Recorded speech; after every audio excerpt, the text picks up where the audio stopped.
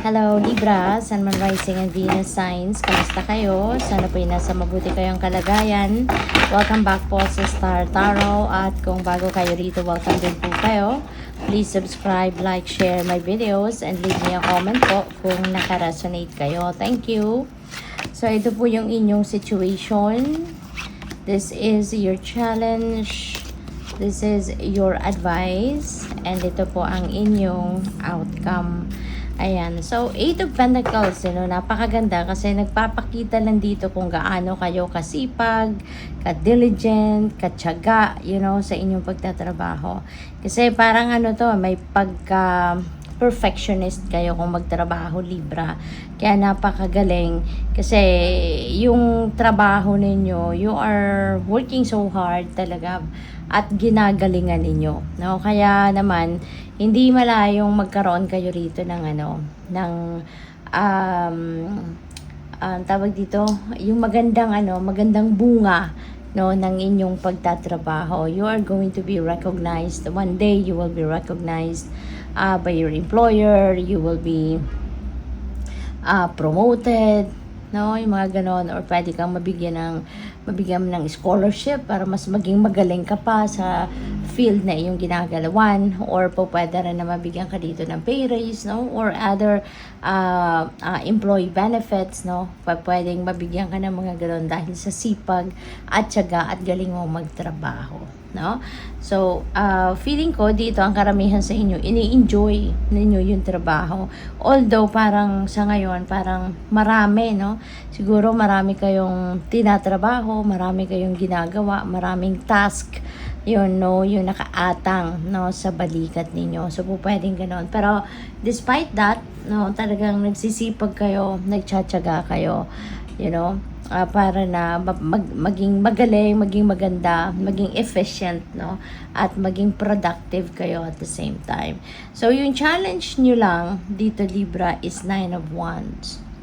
So, you may need dito to protect, yourself, or protect the job that you have, or yung position ninyo sa trabaho, yung ganon. Kasi, feeling ko dito, marami ang pwedeng nakatingin sa yung mga mata, sa paligid ninyo, sa mga katrabaho ninyo, at po pwedeng meron ditong alam mo yun, merong may hindi magandang tawag dito, iniisip towards you out of inggit, feeling ko this is out of inggit, na dahil sa galing mong magtrabaho, dahil sa productivity mo, dahil sa efficiency mo, nagkakaroon talaga ng magandang resulta ang trabaho mo. Kaya naman maaring may mga tao din talaga naiinggit din sa'yo. Kaya you may need to protect yourself dito. You may need to tawag dito, protect also your job itself, or yung mga tinatrabaho ninyo mismo, yung mga task ninyo mismo. So, pwedeng yun din ang problema ng iba sa inyo rito. Kasi kayo maaring mapagtiwala kayo, mapagtiwala kayo, maybe kayo, very, alam mo yun, yung hindi kayo nag-iisip ng masamang tinapay sa ibang tao, pwedeng ganon. Pero ngayon, kailangan, not necessarily na mag-iisip ka na hindi maganda towards others, yung magdududa ka or something, but you just need to protect your work. You just need to mag-set ka ng boundaries, set limitations for other people. So, kung sino lang yung pwedeng, kung sino lang yung pwedeng makatouch ng trabaho mo, or, diba, makakita ng tinatrabaho mo, na ginagawa mo, kasi depende yan sa inyong sitwasyon, But let's say, for example, computer work, yung trabaho mo, diba? So, make sure, na poprotektahan mo yung trabaho mo. Protektahan mo yung ginagawa mo, whenever you are going to leave, kahit few minutes lang, your desk, diba? Make sure na pag umaalis ka, talagang bago ka umalis, ayusin mo muna, nakasara, yung computer mo. Yung bang make sure na merong password, diba? At least, yung para hindi basta-bastang kung sino ang pwedeng magbuklat, ng kung ano man ang trabaho mo. Okay? So, yung advice sa iyo is 9 of Cups. 9 of Cups is about happiness. This is about joy. This is about fulfillment, no? So, feeling ko rin dito, ang iba sa inyo, talagang masaya, ini-enjoy ninyo yung trabaho ninyo. You know? Kaya siguro din kayo kinaiinggitan. Kasi despite, no, sa dami ng ginagawa ninyo, despite the quantity, no, siguro ng task na nakapatong sa balikat ninyo, ini-enjoy nyo pa rin, masaya pa rin kayo, no, sa inyong ginagawa. Kaya siguro nagtataka ang mga tao sa paligid ninyo, papaano ninyo nagagawa na maging masaya pa rin, na paano ninyo nagagawang nagiging exciting pa rin yung trabaho ninyo despite na madami at mabigat, no, na yung number of load, no, na nandiyan dyan sa balikat ninyo. Kaya maraming nagtataka, no, kung paano ninyo minamanage, no, na kahit aligagana kayo sa daming trabaho pero ini-enjoy nyo pa rin ang ginagawa ninyo. So, yung outcome po ninyo is Knight of Pentacles, no? So, po pwedeng meron ditong mga planning na ginagawa kayo. Maybe this is still related to kung paano ninyo mas i-improve yung trabaho ninyo. Mas siguro nag-iisip din kayo kung paano kayo magkakaroon ng career advancement, or po pwedeng nag-iisip din kayo rito or ginagawa ninyong pagplanuhan, no, siguro kung paano ninyo pa mas mai-improve yung sarili ninyo, no, po pwedeng ganon. Baka din, no, meron dito mga nag-o-offer sa'yo. Po pwedeng merong offer of ano dito, of change of position, change of role, no? Baka merong ino-offer sa'yo na promotion, pwedeng ganon. Or baka merong nagpa-pirate sa'yo, no? Baka merong mag-o-offer sa'yo na ibang kumpanya at interested na kunin ang inyong serbisyo, no? Para dalhin mo to sa kanilang kumpanya. So, pwedeng may ganon. But, pag-iisipan mo to. Na pag-iisipan mo, hindi ka dito nagmamadali. Hindi ka rito nagra-rush, no, sa pagdedesisyon. So, tingnan natin. Kuha tayo ng clarifiers pa. More information. We have 5 of Cups. Ayan, dito sa 8 of Pentacles. So, baka meron kayo rito ikinakalungkot, no? Baka meron kayong ikinakalungkot dito. Baka ikinakalungkot ninyo yung mga tao, 'di ba? Na siguro napapansin ninyo parang hindi naman na yung baka mayroong talaga nag-iisip ng hindi maganda sa'yo, baka may mga naririnig kang sinisiraan ka sa ibang tao, yung ganon, no? Kaya yun siguro ang ikinakalungkot ninyo. What else? We have Ace of Swords. Ayan, so there will be information coming your way. Mapagtatagumpayan mo rin ito. You know, you're going to succeed sa paglaban dyan sa problema mo sa ngayon sa trabaho. Makakayanan mo yan, malalagpasan mo yan. No? You will be able to manage, diba? Na protektahan ang sarili mo, protektahan ang trabaho mo, na hindi mo to iindahin, or hindi ka mag-worry, or hindi ito magdudulot ng stress sa iyo, no? So, what else? For 9 of Cups, we have High Priestess. Alright?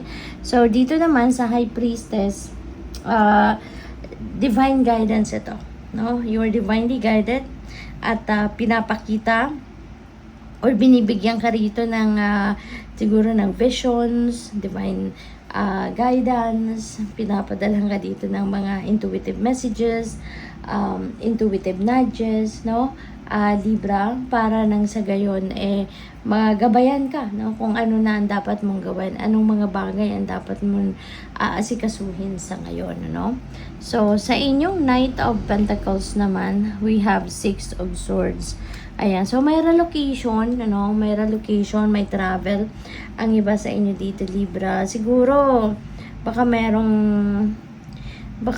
gusto mo magpalit ng trabaho or employer, baka meron kayong kukunin na bagong job opportunity or career opportunity dito that might require you to relocate, no? Baka ganun ang ganap dito. So, pwedeng yun din ang pinag-iisipan ninyo. Maybe you are considering an offer dito, no? Pero yun nga, kailangan mong umalis, kailangan mong mag-resign siguro sa trabaho para kunin ng bagong opportunity, or pwede rin na baka promotion, no? May promotion kayo na ibibigay sa iyo ang kumpanya, and maybe it will require you to relocate, no? Baka mailalagay ka sa ibang branch, mas mataas na posisyon, pero sa ibang branch ka dadalhin. So, pwedeng gano'n ang ganap dyan. So, good luck sa'yo. So, tingnan natin kung ano pa mga messages ninyo. And before that, I would like to say hi muna, no? And a shout out po sa ating beloved channel member na si At Maria Yui 3981. Hello po sa inyo. God bless. And maraming salamat din sa mga nakapag-subscribe na po. And if you haven't subscribed yet, subscribe na po kayo. So, we have the Oracle's gift. Ayan. So, siguro ang iba sa inyo rito, no, is going to, baka kayo ay magkukonsulta sa mga spiritual guide, baka magkukonsulta kayo sa mga psychic, sa mga card readers, sa mga ganon.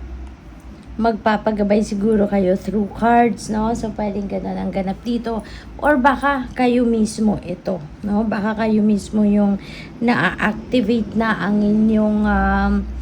inyong psychic abilities, no? So, siguro ngayon, malakas din yung radar ninyo, malakas yung inyong intuition, yung mga ganon. So, maybe you are going to use that to your advantage, no? Para kuha ninyo yung guidance, no, ng Divine Universe para sa iyo. So, good luck po. So, there is also a join button sa baba po ng video, no. If you are interested po na mag-member sa ating channel, yung join button po nasa baba lang. So, this is really a very beautiful energy. This is abundance. This is prosperity coming your way. This is wealth coming your way. So, ito yung comfort, no? Financial comfort, material comfort na pwedeng maranasan ninyo, no, during this time, Libra. So, good luck sa'yo kasi there is so much potential out there, no, para sa'yo, para kayo ay magkaroon ng kaluwagan sa pera, magkaroon kayo ng komportableng pamumuhay, magkaroon kayo ng masaya at relax, no, na buhay. Pwede rin na ang iba sa inyo rito, siguro, there is also a need for you to rest, to step back from the worldly things na pinagkakaabalahan ninyo at mag-focus kayo sa pagsa-self-care din, no? While you are busy performing your job, no, kailangan din na bibigyan ninyo din ng oras ang sarili ninyo para kayo ay makapagpahinga, makapag-replenish ng lost energy ninyo, something like that. Okay? So, tignan natin ano pa yung mensahe para sa'yo. We have, be bold and make the first move. Okay? Be bold and make the first move. Hindi mo na kailangan dito na mag-play small ka, hindi kailangan dito na magdadalawang isip ka, hindi na kailangan dito sa iyong sitwasyon na parang aatras ka, 'di ba? Meron kang idea, meron kang plano, meron kang naiisip. Don't wait for other people to do it for you kasi idea mo 'yan, 'di ba? So kailangan ikaw yung nakakaalam kung paano mo gagawin ito, paano mo isasakatuparan. So all you need to do is to be courageous, 'di ba? Tapangan mo, maging matatag ka, matibay ang inyong loob, no? At maglakas ng loob ka na simulan na kung ano man ang kailangan mong gawan para maisakatuparan, ano, ang mga kailangan mong gawin, 'di ba? O yung mga dreams mo, mga pangarap mo. So tingnan natin kung ano yung inyong final message, Libra. We have service. Ayan. I feel good when I can help others. Napakaganda, diba? So, this is your mission, no? Siguro sa buhay ngayon, Libra, na you are of service or you need to be of service to the people, no? So, nandoon ka para tulungan mo ang mga tao sa paligid mo in any shape or form, whether that is money na kailangan nila, whether that is opinion, advice, tulong, ano man, no? Yung serbisyo na kailangan ng mga tao sa'yo. It feels like to me na you will be there, no, for them. You will be there to help them. You will be there to, to carry out 'Diba? Kung ano din yung mga plano nila sa buhay. Nandiyan ka para tulungan sila at suportahan sila. So, good luck sa'yo. Thank you for watching. Love and light. Namaste.